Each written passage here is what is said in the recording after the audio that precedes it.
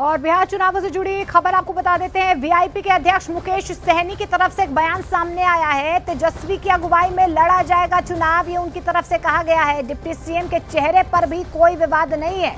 15 सितंबर तक फैसला होने की उम्मीद है। ये वीआईपी के अध्यक्ष जो है मुकेश सहनी की तरफ से बयान सामने आया है, जब बार बार ये कहा जा रहा है कि महागठबंधन में सीटों को लेकर पेंच फंसा हुआ है, सीएम के चेहरे को लेकर पेंच फंसा हुआ है, सीटों को लेकर सहमति नहीं बन पा रही है। लेकिन इस बीच वीआईपी के मुकेश सहनी जो है उनकी तरफ से बयान सामने आया है कि 15 सितंबर तक फैसला आ जाएगा। नेतृत्व तेजस्वी जी के नेतृत्व में हम लोग को चुनाव लड़ना है। मुख्यमंत्री का कैंडिडेट तेजस्वी जी है। उसी तरीके से सरकार में सभी दल को कुछ ना कुछ सहयोग होगा, सरकार में हिस्सेदारी होगा, तो निश्चित तौर पे डिप्टी सीएम का नाम पे जो है वो समय रहते हुए आप लोगों के बीच में घोषणा हो जाएगा कि कौन होंगे। ठीक है, इसमें कोई ना डिप्टी सीएम ना सीट के लिए कोई विवाद नहीं है और एकदम हैप्पी मूड में हम लोग हैं। और बहुत जल्दी 15 तारीख से पहले आप लोगों के बीच में। तो न्यूज 18 इंडिया के पास एक्सक्लूसिव जानकारी है कि फिलहाल महागठबंधन में 3 मुद्दों पर पेच फंसा हुआ है। उनमें मुद्दे क्या क्या हैं आपको विस्तार से समझाते हैं। सबसे पहले सीटों का बंटवारा। तो अब तक ये तय नहीं हो पाया है कि कौन किस सीट पर चुनाव लड़ेगा।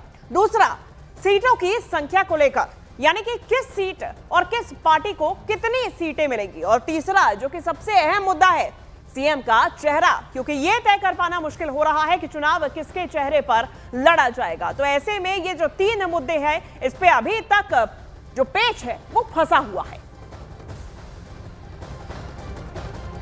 और देखिए, मुकेश सहनी तो तेजस्वी को बैक कर रहे हैं, लेकिन सीएम चेहरा कम बड़ी चुनौती इस वक्त नहीं है। ज्यादातर पार्टियां तेजस्वी यादव के पक्ष में खड़ी नजर आ रही हैं, क्योंकि वो महागठबंधन का प्रमुख चेहरा बनकर उभर रहे हैं। लेकिन कांग्रेस की तरफ से अभी तक तेजस्वी को मुख्यमंत्री पद का उम्मीदवार घोषित करने का कोई स्पष्ट समर्थन नहीं आया। राहुल गांधी ने भी इस मसले पर कोई साफ जवाब नहीं दिया है, जिससे सस्पेंस बरकरार है। और वहीं दूसरी तरफ तेजस्वी यादव ने भी इशारों में खुद को मुख्यमंत्री पद के लिए तैयार बताते हुए अपने रुख को स्पष्ट किया है।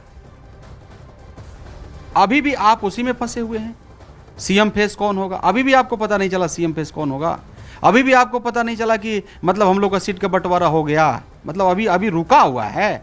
मतलब हम आपको बताएं, मतलब आपको तो नहीं बता सकते हैं कि हम कितना सीट हमको मिल रहा है, कौन हमारा सीएम फेस होगा, ये हम आपको कहें बताएं। मैं आप ही से पूछना चाहता हूं, हमें क्या करना है, हमारा सीएम फेस कौन होगा, हमारा संख्या क्या होगा, हमें सीट कितना मिलेगा, ये हमें मालूम है। और देखिए, सीटों को लेकर पेच क्या है अब वो समझने की कोशिश करते हैं। दरअसल आपको बता दें कि कांग्रेस इस बार बिहार चुनाव में मुश्किल सीटों से बचने की रणनीति अपना रही है।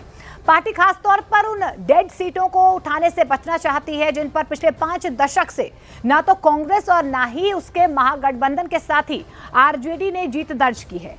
कांग्रेस का यह भी मानना है कि उसके हिस्से में ऐसे हारने वाले और कमजोर सीटों का जो बंटवारा है वो ज्यादा आता है, यानी कि उनके पाले में ऐसी सीटें ज्यादा आती हैं जो चुनावी रण में बेशुमार चुनौती बन सकती है। इसलिए पार्टी अब पूरी ताकत से जिताऊ सीटों पर फोकस कर रही है, ताकि कम से कम सुरक्षित सीटें सुनिश्चित की जा सके।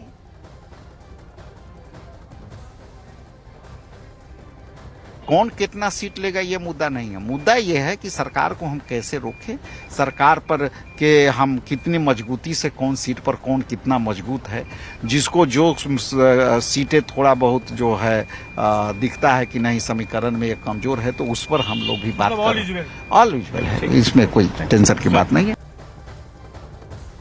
तो फिर ये जो मसला है वो फंसा हुआ है, लेकिन दूसरी तरफ जो नेता है वो खुलकर ना बोले। लेकिन सीटों का बंटवारा इतना आसान नहीं है। देखिए, सीपीआई-एमएल ने कुल मिला के 40 सीटों की मांग की है, जिसे लेकर गठबंधन में अभी सहमति बनना बाकी है।